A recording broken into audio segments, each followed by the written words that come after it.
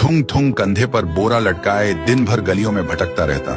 इधर उधर पड़ी प्लास्टिक की बोतलें और पुरानी चीजें उठाता रहता। फिर शाम को उन्हें बेचकर 2 वक्त की रोटी कमाता।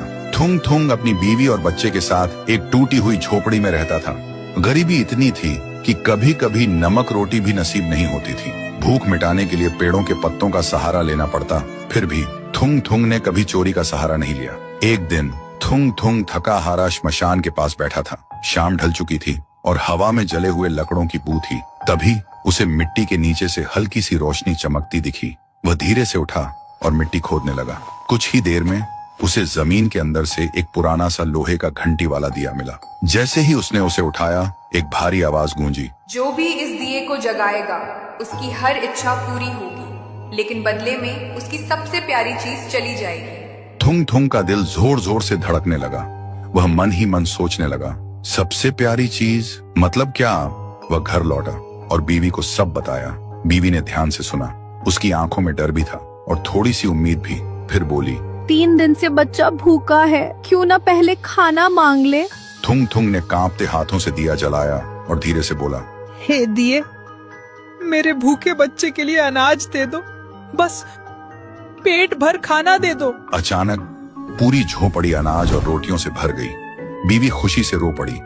लेकिन उसी रात थुंग थुंग ने देखा उसका बच्चा चुपचाप कोने में बैठा है और उसे पहचान नहीं रहा। सुबह तक बेटा उसका नाम भूल चुका था।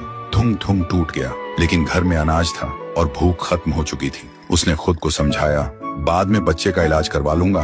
फिर उसने सोचा, एक और बार इस्तेमाल कर लेता हूँ। इस बार उसने मांगा, हे दिए, पक्का मकान और दुकान दे दो। पलक झपकते ही टूटी झोपड़ी की जगह एक सुंदर पक्का घर बन गया और बगल में भरी हुई दुकान खड़ी थी।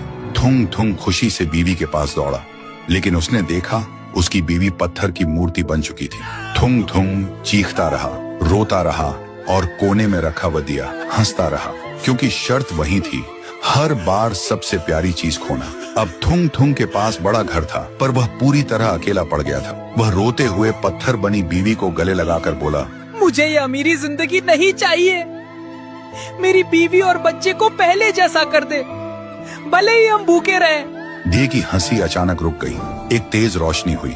जब रोशनी हटी, न पक्का घर था न अनाज का ढेर। फिर वही पुरानी टूटी हुई झोपड़ी थी, लेकिन सामने उसका बच्चा खेल रहा था और बीवी मुस्कुरा रही थी। थुंग थुंग ने सुकून की सांस ली और उस मनहूस दिए को वापस श्मशान ले जाकर मिट्टी में हमेशा हमेशा के लिए दफना दिया।